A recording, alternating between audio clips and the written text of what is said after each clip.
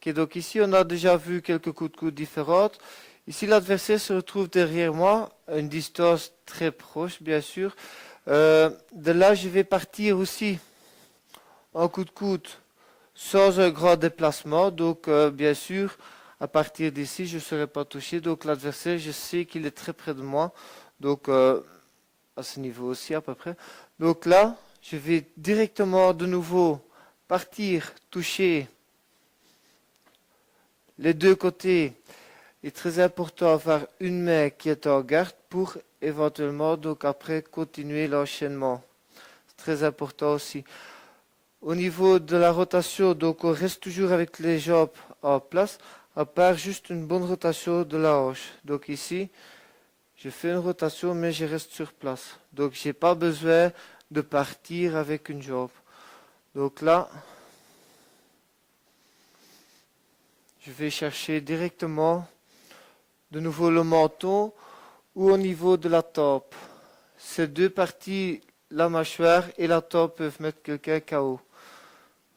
Donc ici, soit le menton, soit au niveau de la tempe. La tempe, la mâchoire. Ce qui est très important aussi, c'est de toujours regarder juste avant l'impact. Donc si je tourne ici, je ne regarde pas devant moi, mais je regarde bien l'adversaire pour être encore beaucoup plus précis et pour pouvoir enchaîner éventuellement des coups après. Donc ici, on va faire d'abord un peu l'exercice toute seule.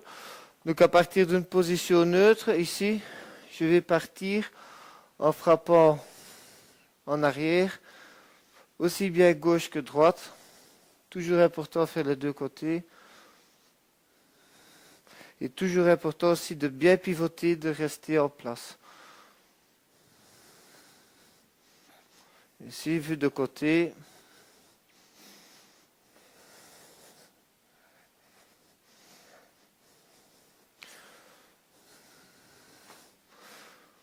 Vue en arrière.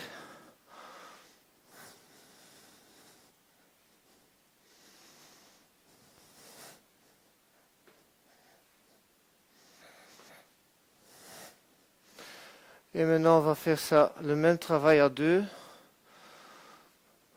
C'est très important aussi, si on a l'occasion de travailler à deux, juste déjà pour apprendre les bonnes distances. Alors, les distances, ils peuvent varier un peu.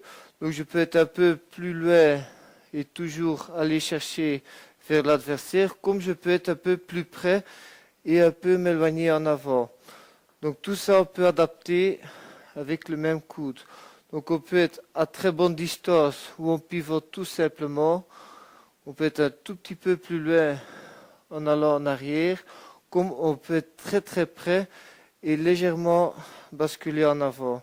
Donc tout ça pour adapter la distance. Et ça c'est important de travailler à deux personnes pour un peu faire différentes distances.